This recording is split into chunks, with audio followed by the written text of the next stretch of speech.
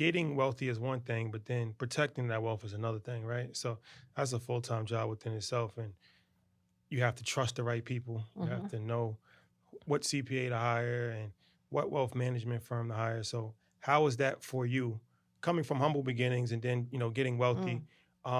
Did you have any challenges with that, and how were you able to assemble your team of wealth management? Sure, I don't trust anyone. That's a Easy bit of answer. a challenge.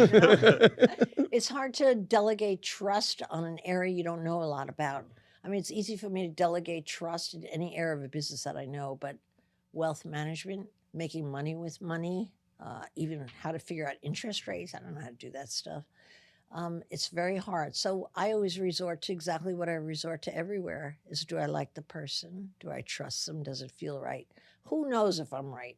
But so far, I've really chosen the right people. They have my back. They surround me. They've made money for me. And I'm able to delegate, but only because I trust them. I mean, if it's hard to trust when you don't know the area of expertise, is it not? It's easy when it's your own thing. All right. But it's worked out very, very well. Now I'm older. I made most of my money investing in real estate. I love to invest in buildings. But my son is in the business as a developer. So I shovel my money in his direction. He keeps investing for me, making more money than I ever made. So he's smarter than I am at that.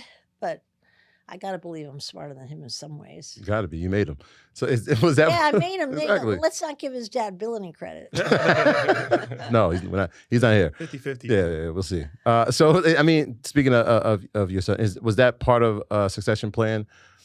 No. Or it was just naturally he was around you enough and said, this is something that I want to do also? How did you... I don't know how that happened. Honestly, when I sold the Corcoran Group, one of the motives that were very much in my mind to sell the business was Tommy was 5. And I had never met a man who inherited a business from his mother or father who was happy. I noticed that. I noticed it for 25 years. Nobody was happy. They couldn't take the credit. They couldn't say it was there. They brought the company. Many of these people doubled the size of the company, but they never got the credit. And I said, I'm not going to do that to my son. He's never going to go in the real estate business. And I didn't think he would. But one thing he was always good at is playing Monopoly. He always beat me at Monopoly. He had a mind for that kind of thing, flipping and wheeling and dealing, even as a little kid. And even though he's not in my business, he's not in brokerage by any means. He is in product development, which is a related field, and it's a natural at it. So did he get it from his mother and father? My husband was in the real estate business, brokerage as well.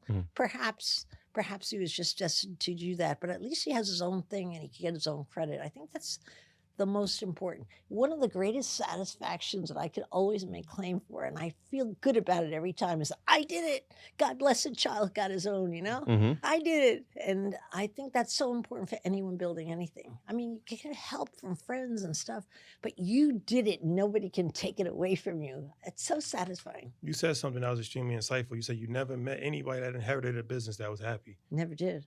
That's crazy. I never did. That sounds ridiculous. You know what else too? I never saw any of my peers sell a business who was ever as happy again in a new business.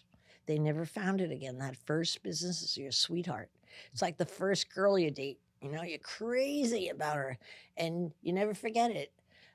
A second business is never quite as good. The one great thing that shores me up is with all my entrepreneurs from Shark Tank, I'm getting to live their first 2 years of business again over and over like Groundhog Day, And that is the most exciting part of your business when you're struggling. You don't know if you're going to make it. You're just starting. Your dreams are big. Your production is low. It's so exciting.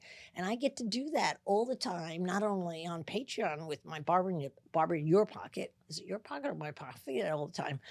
But I also get to do it with my entrepreneurs. And how blessed am I on that, really? Well, you sold your business. So were you ever as happy after you sold your business? I was miserable. I decided to take cooking classes on how to make great pasta. Great idea, right? So I was not happy making pasta. But I needed to reinvent myself, and I did. And I'm sure I'll reinvent myself before I die. I hope I have one more inside me. I'm sure you got plenty more. One of the things you said that you were great at, we'll omit the parts that you weren't great because it's going to be hard to believe, but the things that you're great at, number one was the ability to make money. And I wonder, at any point, was there a monetary goal that you wanted to hit? And if so, did we get to that point, or is it just creating more, right? Like, is more the goal? I don't think I ever, Funny question. I think for me, my goal was never to make money. I was shocked when I did make money. I always made the least amount of money out of my whole company. I had 800 salespeople, then 1,000 people. When I had 400 people, they were always out making money, much more than I was. I was the last one paid, and that's what happens when you own a business. You're the last one paid. But over all the times, I don't think I reached for the God of making money because I never had money. And my parents were happy without money. We were happy without money. I think I just wanted to see how far I could go. Like I saw myself almost my whole life like a little character in a comic strip. And I was watching myself while I was doing my maneuvering and laughing my ass off at myself. It's just, will they really fall for this? And that's where I got my kicks. And then where I got my satisfaction was developing the talent, taking someone who didn't think they could do something and convincing them they had a special gift, not making it up. I saw the gift. I would say, you know what you're good at, and put them in that position and then see them blossom. That's very satisfying because you feel like you almost have a hand in playing God. Like you made their life better. You're a big piece of it. So that always drove me, how big a team and how powerful a team and how capable a team I could build. And then also, I just loved people loving me. My agents loved me. They knew I'd do anything for them. I'd kill myself for them. And them knowing how much I love them, they love me back. And just to get that love and warmth out of a job, that is special. You don't get that every day. So, of course, when I sold the Corcoran Group, I missed it sorely. Very much so, as you could imagine. I didn't think about that piece. I should have given it some thought.